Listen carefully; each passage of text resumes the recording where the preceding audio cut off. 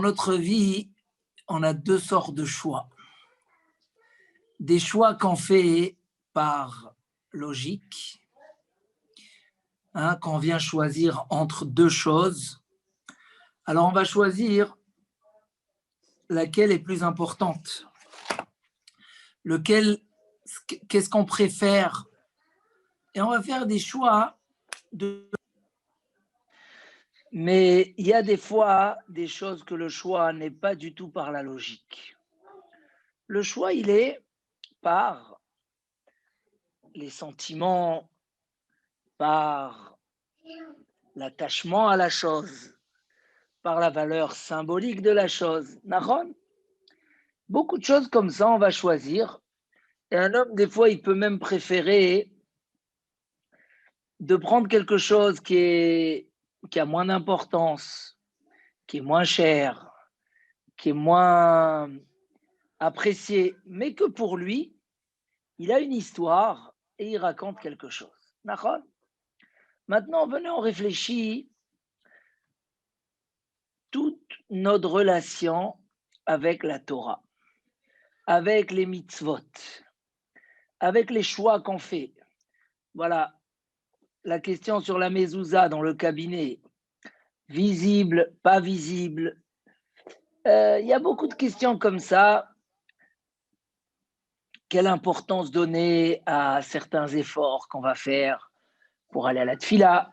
Par exemple, avec le Covid, beaucoup vont dire, bon, moi je prie chez moi à la maison, je prie mieux qu'à la synagogue, donc je fais un choix. Il y a la tfila au Bet Knesset, et il y a la tfila tout seul, et moi je sens que ma tfila, elle a plus de valeur quand je la prie seule.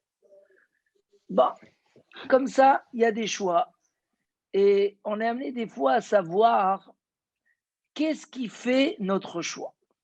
Est-ce que c'est plus un choix qu'on a fait par logique, ou un choix qu'on a fait par la dimension des choses, par l'attachement, par les ressentis qu'on a à la chose. Et regardez par exemple que si des fois on inverse entre ces deux choses-là, ça peut être très grave. Si dans le travail, par exemple, un homme va faire des choix de travail par les ressentis, des fois ça peut être très grave.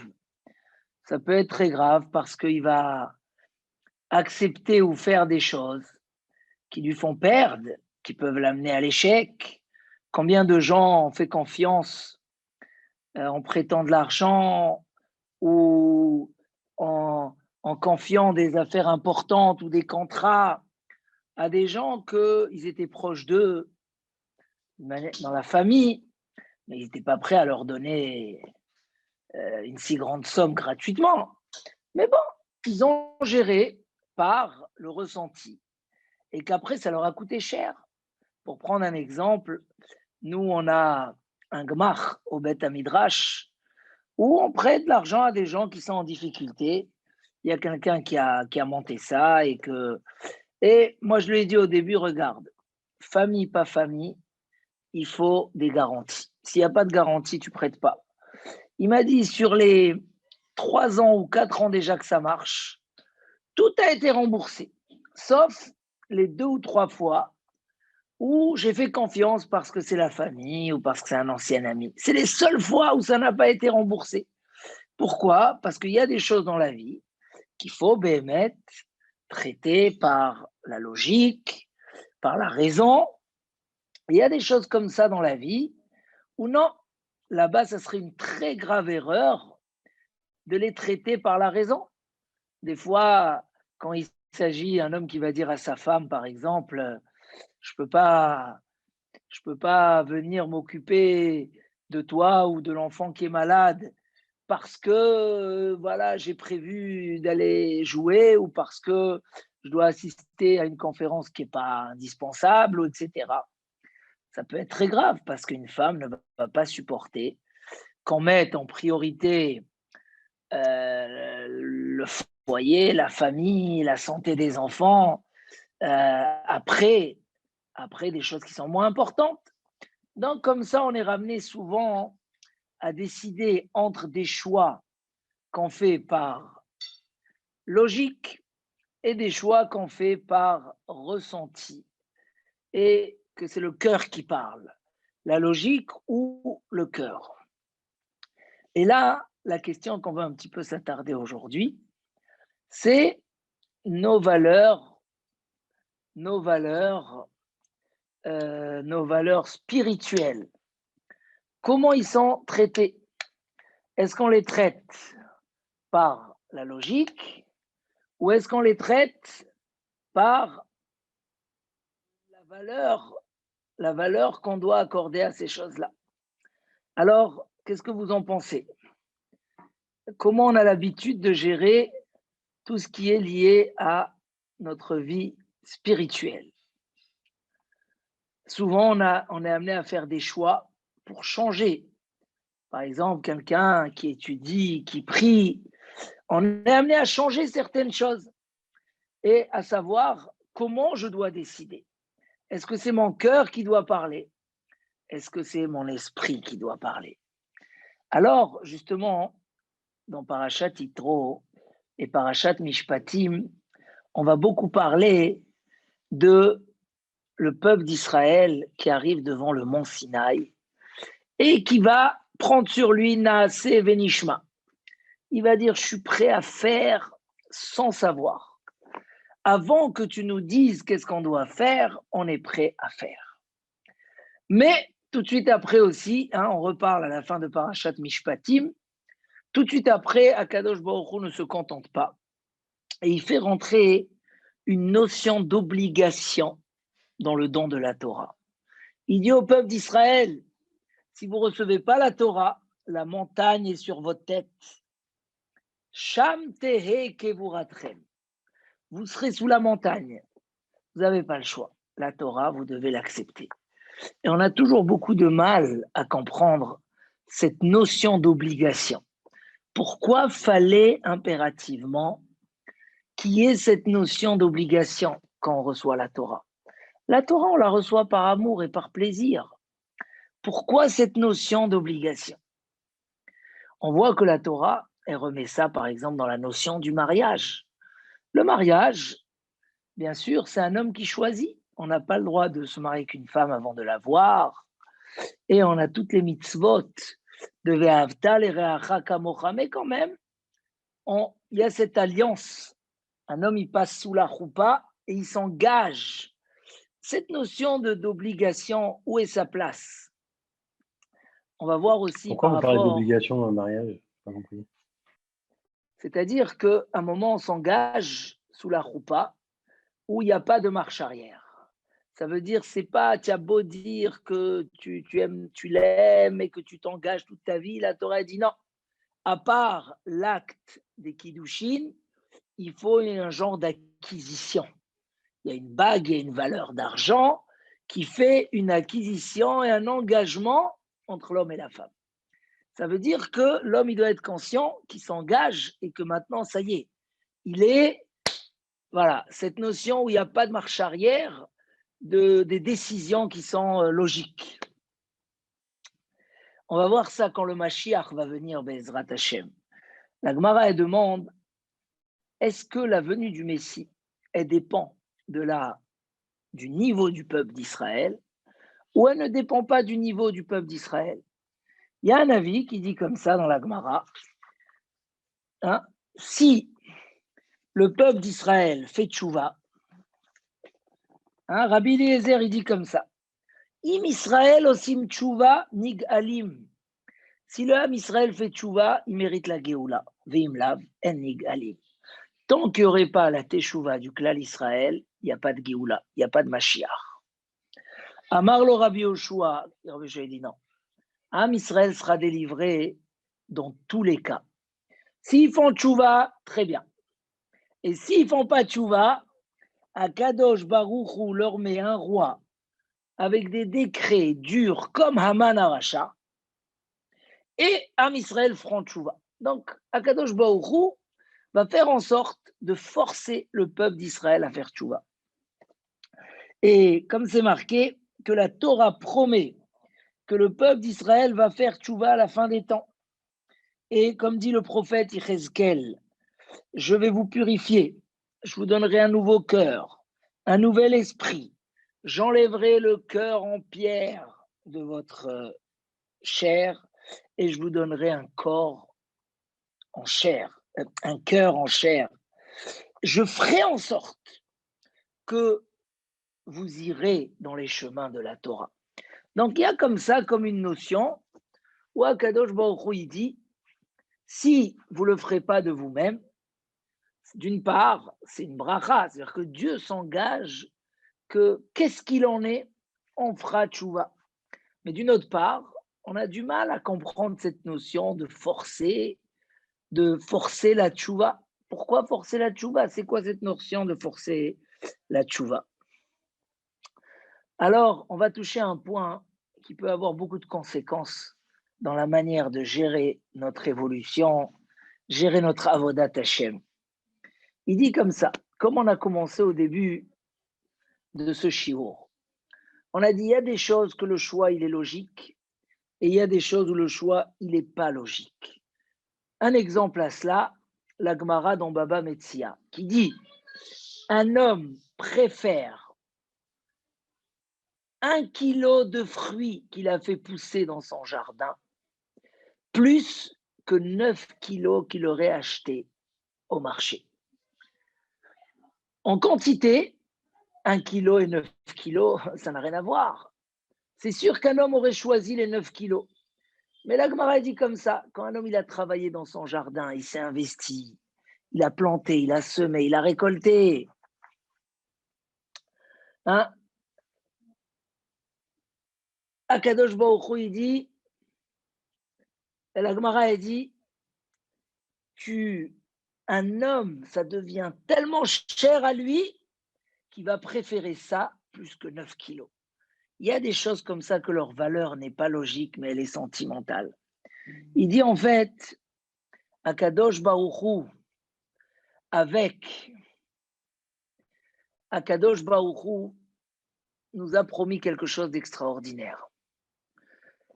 Allo ach esav le Yaakov, va ohav et Yaakov. Le passou qui dit, Esav et Yaakov sont des frères. Et j'aime Yaakov. Il dit, même si le peuple d'Israël, il descend au niveau de Esav, Akadosh Baruch Hu, il dit, je continue à l'aimer. Parce que Yaakov, c'est devenu mon fils. On dit dans les Pirkei Avot, Chaviv Adam Shenivra Betselem. L'homme en soi, il est cher aux yeux d'Hachem, parce qu'il a été créé à l'image de Dieu. Donc, l'homme, il est très cher. Chavivin Israël, Shenikreu Banim Lamakom. Le Ham Israël, il est cher aux yeux d'Hachem, parce qu'il a été appelé un enfant. Un enfant, quand il se comporte mal, on va essayer de le ramener dans le droit chemin. On peut utiliser des fois même des punitions pour le ramener. Mais le jour où on voit qu'il n'y a plus rien à faire, qu'est-ce qu'on fait? On n'abandonne pas. On va aimer son fils comme il est et tel qu'il est. Et on va essayer de le ramener, même si il ne nous plaît pas. Parce que l'attachement d'un père et son fils, c'est un attachement qui ne peut pas se séparer. Un attachement d'un parent avec ses enfants, c'est quelque chose qui est au-delà des proportions de la logique, des calculs. C'est un amour profond qui dépasse toutes les limites. Baham Israël a reçu ce critère-là. Et c'est ce qu'il dit à Kadosh Baruch Hu. C'est ce que la Gemara nous dit, même si à la fin des temps, le peuple d'Israël ne sera pas au niveau de la Géoula, justement, puisqu'il n'est pas. Elle dit la Gemara, le Mashiach va venir ou dans une génération où tout le peuple d'Israël est tzaddik, ou dans une génération où tout le peuple d'Israël est rachat. Alors, si tout le peuple d'Israël, il est koulo chayav, comment la Géoula va venir? Mais à ce moment-là, il va dire, c'est mon fils, je cherche plus son niveau. J'ai tout essayé, il n'est pas capable, maintenant je le ramène parce que c'est mon fils. Un fils, ça dépasse toutes les limites. Il n'y a pas, on ne met plus de calcul. Et la Géoula va venir de cette façon-là. Et justement, le forcing que Akadosh Baruch Hu va mettre pour qu'on fasse teshuva n'est pas un forcing qui vient et qui impose quelque chose. Au contraire, c'est par amour. Akadosh Baruch Hu, il va dire, je ferai tout ce que je peux faire pour que mon fils retrouve le droit chemin. Et ça, on comprend. On comprend, parce que quand un père, il veut que son fils, il retrouve le droit chemin, s'il a encore un moyen, il va l'utiliser. Ça, c'est la promesse que Kadosh Baruch Hu, il dit au Klal Israël. Un Ben Israël, on lui fait la Brit Mila à l'âge de 8 jours. Il dit Rabbi Tzadok à Cohen, à l'âge de 8 jours, l'enfant n'est pas conscient. Pourquoi on lui fait la Brit Mila à ce moment-là? Il y a eu un débat entre Yitzhak et Ishmaël, que Ishmaël il disait, moi j'ai eu la Brit Mila à 13 ans, et Yitzhak disait, moi je l'ai eu à 8 jours. Alors pourquoi la Torah elle a choisi les 8 jours, la Brit Mila? Justement, pour faire rentrer une relation avec Akadosh Baruch Hu qui n'est pas que logique, qui est au-delà de la logique. Il y a quelqu'un qui a écrit dans son livre, pour Dieu ou contre Dieu, mais toujours avec Dieu. C'est-à-dire même un juif qui s'éloigne, il est toujours avec Dieu. Pourquoi? La Brit Mila fait un attachement qui ne dépend plus des logiques. Un Ben Israël, dès qu'il se remet en question, dès qu'il arrive à un âge où il commence à voir que la vie ne l'a pas satisfait, ne lui a pas donné des réponses à ce qu'il attendait de la vie, dès qu'il réalise que la vie, c'est pas que la parnassa, c'est pas que se débrouiller dans la vie. Tout le monde finit par se débrouiller, mais il y a quelque chose au-delà. Après avoir compris que le plaisir, c'est pas le plaisir qui fait la vie. Derrière, au contraire, le plaisir, c'est pour une vie, une grande vie. Alors là, le Ben Israël, il cherche. Il s'oriente automatiquement vers la source. Parce que dès la naissance, on a voulu instaurer, mettre une relation de Ahavat Hashem, d'amour d'Akadosh Baruch Hu, de recherche de vérité. Comme dit le Rambam, que la Brit Mila, ça vient rappeler à l'homme qu'il faut, qu'il faut gérer ses pulsions, gérer ses désirs, avoir des valeurs qui viennent au-dessus de ça. Maîtriser, contrôler, travailler ses caractères. Travailler ses caractères, c'est pas comme on est né, alors on va être toute sa vie. On est né d'une façon, on fait la Brit Mila, on comprend qu'on va travailler, qu'on va améliorer, qu'on est dans ce monde-là pour travailler ses midotes et donner à ça une dimension que même si j'ai les plaisirs dans les mains, je peux les avoir, j'ai les moyens, mais c'est pas ça le but. Je dois rendre les plaisirs de la vie un outil et un keli pour les choses qui sont une dimension éternelle, une dimension de netzach, une dimension de relation et de proximité avec Akadosh Baruch Hu. Et ça, on le fait rentrer au Klal Israël au tout début de sa vie. Et ça, c'est le Naaseh Venishma que le Klal Israël a dit à Matan Torah. On avait on a eu deux étapes dans la Torah qu'on a reçue. Première étape, c'est ce qu'on appelle les premières tables de la loi. Les premières tables de la loi avaient un niveau extraordinaire. C'est quoi les premières tables de la loi? C'est un homme qui étudiait, n'oubliez pas, un homme qui se rattachait à la Torah, le mauvais penchant ne pouvait plus s'approcher à lui. On était tout le temps proche d'Akadosh Baruch Hu. Ça, c'est avant la faute du veau d'or. Avant la faute du veau d'or, il y avait un niveau qui n'était pas par rapport aux proportions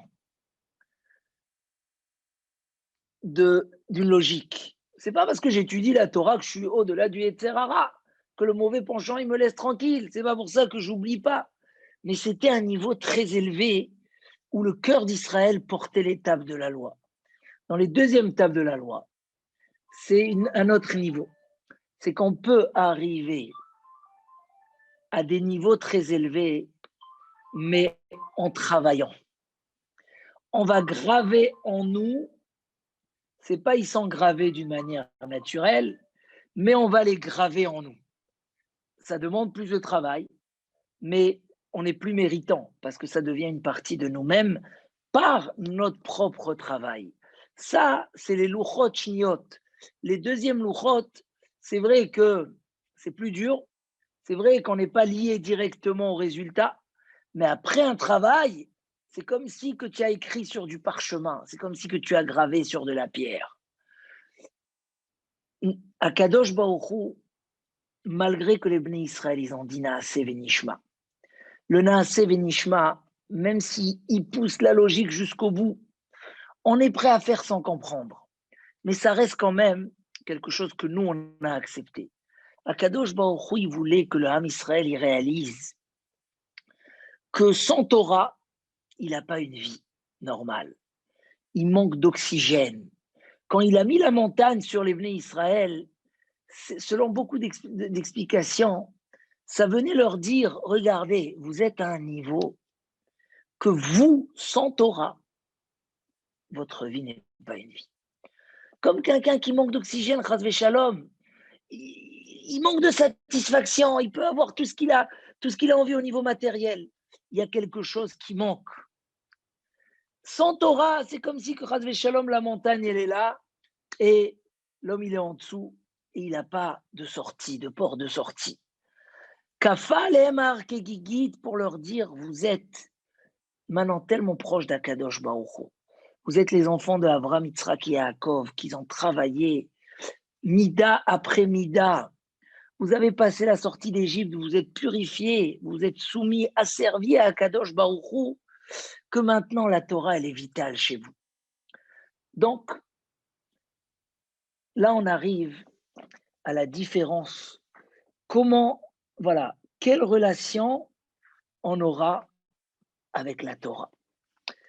Il ne faut pas perdre, même si le spirituel reste quelque chose de déconnecté au matériel. On dit tous les matins dans Asher Yatzar, Umafli la Asot.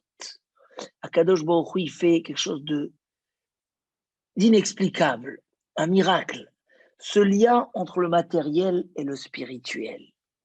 Le Messiah des Charim nous explique que la logique ne permet pas d'accepter de dire qu'on peut avoir une vie qui est que matérielle. La logique ne colle pas. Il y a trop de questions, trop de choses qui ne vont pas. On a la Neshama qui est en nous, qui a soif et qui désire à la proximité d'Akadosh Baruch Hu. Et donc, combien de fois nous on fait des calculs? Je vais étudier, je ne vais pas étudier. Dans cette période, j'arrête d'étudier ou j'arrête pas d'étudier. Je vais faire un choix. Non. Chez beaucoup de gens, par exemple, la Tfila Betsibour, la prière, au Bet Knesset, c'est plus dans les dimensions logiques. C'est quelque chose de naturel. Ça devient quelque chose de naturel. Je ne peux pas commencer ma journée sans ce Amen Yeheshemé Rabbah, sans le Kaddish, sans prier avec 10 personnes, sans sentir que je suis passé dans la maison d'Akadosh Baruch Hu, que j'arrive pas. Donc je ne peux pas faire un calcul et dire je prie mieux chez moi à la maison. Alors prie mieux à la synagogue. La shrina, quand elle est par 10 personnes, c'est une réalité. C'est quelque chose qu'on vit, c'est quelque chose qu'on ressent. Que l'étude tous les jours nous donne une dimension de vie qui est différente, c'est pas que de la logique. C'est pas parce que je suis allé, j'ai passé un moment d'étude. Non, si tu allais, tu passais un moment où tu étudies les maths, ça t'aurait pas changé la vie du tout. Pourquoi? Quand tu vas au travail, tu te sens dans la gdoucha, dans la patience, dans les valeurs. Comment ton shlom bayit, quand tu étudies, il est beaucoup plus fort parce que il y a une gdoucha qui vient par l'étude de la Torah. Il y a un raisonnement qui s'installe, mais un raisonnement qui est surnaturel. On peut parler à des gens de leur dire, dans la vie, il faut pardonner, c'est pas grave, à la maison, il faut être sympathique, faut laisser passer. Il y a une logique, il y a une façon de parler, il y a un respect. Mais on voit que celui qui étudie la Torah, il est au-delà, il arrive à passer sur les choses. C'est quoi le secret? La Torah, comme il dit Rav Yosef dans la Gemara, la Torah, si j'avais pas étudié la Torah, combien de Yosef il y a dans les rues? Mais aujourd'hui, je ne suis pas comme le Yosef de la rue. La Torah m'a élevé. Pourquoi? Parce que l'étude de la Torah, ça crée un lien. On voit, il dit la Gemara, celui qui laisse la Torah un jour, la Torah, elle le laisse 2 jours. Des fois, tu n'as pas étudié un jour, tu viens 2 jours après, ou si tu dis une fois par semaine, tu as sauté une semaine, tu viens une semaine après, tu n'arrives pas à t'attacher à la Torah. Parce que la Torah, ce n'est pas une étude. C'est quelque chose surdimensionné qui nous relie à une grandeur, à des valeurs, à Kadosh Baruch Hu qui remplit le monde. Et c'est pour ça que c'est chachouv, c'est important. On voit combien d'erreurs sont faites là-dessus dans le Shlom Bayit. Les gens, que chez eux, le foyer, il est calculé avec la logique, avec les calculs, pas avec la dimension d'amour, la dimension d'association pour la vie, pour l'éternité, l'association de construction. Non, les gens, des fois, tu deviens fou, tu dis, c'est comme celui qui m'a dit que son père, il venait à la maison, il s'achetait plein à manger, il gardait dans le frigidaire, les enfants n'avaient pas le droit de toucher. Eux, ils pouvaient manger que du pain, du beurre et des... Accepter une chose pareille. Pourquoi on ne peut pas accepter une chose pareille? Un père et un fils, c'est la même chose. Une mère, elle prend de sa bouche pour donner à son fils. Ça ne rentre pas dans des calculs maintenant, moi j'ai faim ou j'ai envie. Non, c'est au-delà de ça. Et ça, c'est très important qu'on sache faire la différence. Quand on a reçu la Torah,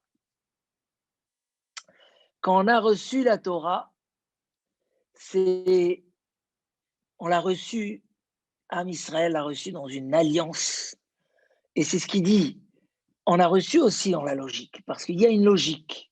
Mais on devait recevoir la Torah dans une dimension. Noach lo la adam bekav shelo mitisha kabin shel chavero. Un homme, il préfère 1 kilo que lui a planté dans son jardin que 9 kilos qu'il va trouver au marché, au même prix. Pourquoi? Rachid dit, puisqu'il s'est investi dans la chose, elle est chère à ses yeux. Donc, quelqu'un qui se fixe sa dimension spirituelle, son étude, son comportement, son travail sur les midotes, ses tfilotes, il se les donne dans une dimension qui ne rentre pas dans les calculs matériels. Ça ne rentre pas dans ces calculs. Si je pense que je gagne plus en allant étudier par rapport à ce que je veux au travail plus tôt, alors ça va changer. C'est vrai aussi, on doit le savoir, comme il dit le Maharal sur les Pirkei Avot, même si on doit étudier la Torah, les Shem Shamaim, mais malgré tout, il faut savoir qu'il y a une récompense, qu'il y a un grand, grand mérite, on doit le savoir. Mais après, on doit relier avec la Torah une autre dimension, une dimension qui dépasse les limites, une dimension d'importance qui fait passer notre étude avant toute autre chose. Ça, c'est pour ça aussi que la Torah, on commence dans Parashat Yitro, on finit à la fin de Parashat Mishpatim, le Naaseh Venishma, c'est à la fin de Parashat Mishpatim, et la Torah, elle a commencé, avant de recevoir la Torah, elle a parlé de Yitro, qui vient faire tchouva. Et qu'on l'accueille avec les bras ouverts pour montrer un peu ces deux dimensions. Celui qui a découvert et celui qui a été choisi comme un père et un fils. Le Ham Israël a reçu la Torah d'une manière naturelle. Que nos qualités soient quelque chose de naturel. Ça, c'est d'une manière générale. Mais après, ça peut rentrer aussi dans les détails. Que ça soit pour nous, pour nos enfants, dans le couple. Beaucoup, beaucoup de valeurs peuvent être mises en place comme des valeurs naturelles. Prenez l'exemple des brachot sur la nourriture. Une fois que l'homme il s'habitue à faire une bracha, qui sait qu'il ne met pas quelque chose dans la bouche avant de faire la bracha, c'est devenu naturel, c'est normal. La Gemara a dit d'où on apprend qu'il faut faire les brachot. Elle dit la Gemara, svaraou, c'est une logique. Interdit de profiter de ce monde-là sans faire la bénédiction à Hachem. C'est une logique.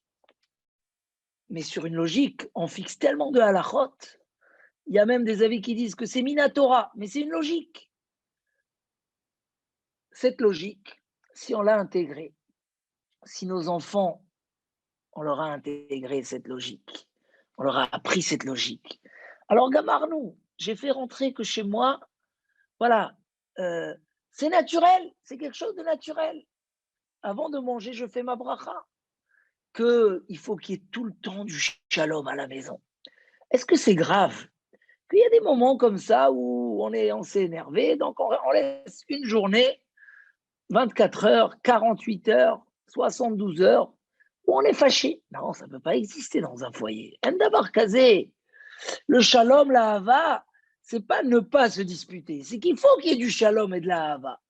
Alors on peut laisser les choses comme ça traîner? Non, c'est une valeur naturelle, que de même que moi, j'aime pas rester quand je suis pas bien comme ça, ou mal à la tête sans prendre un Doliprane, où je cherche comment me réjouir, la même chose, je n'accepte pas que chez moi à la maison, il y a un malaise qui dure. Il faut tout de suite aller faire quelque chose. Le moins de temps possible. Est-ce que c'est naturel qu'on doit faire des choses l'un pour l'autre pour rajouter de la hava, pour satisfaire son prochain, pour qu'il soit heureux, pour qu'il soit bien? En dehors de ce que c'est le secret de notre bonheur. Mais est-ce que c'est une valeur? Un devoir, c'est pas, parce que ça y est, je fais mes devoirs, tout va bien, c'est normal. Qu'est-ce qu'on attend de plus? J'amène ci, j'amène la parnassa. Ça, c'est au niveau calcul. Mais la Torah, elle a dit, Vessimach, tu vas réjouir. Oui, pour, pour faire des calculs et chacun. Non, on est là. La Torah dit ça devient une seule entité. Une seule entité, ça veut dire que quand il a mal, j'ai mal. Quand elle a mal, j'ai mal.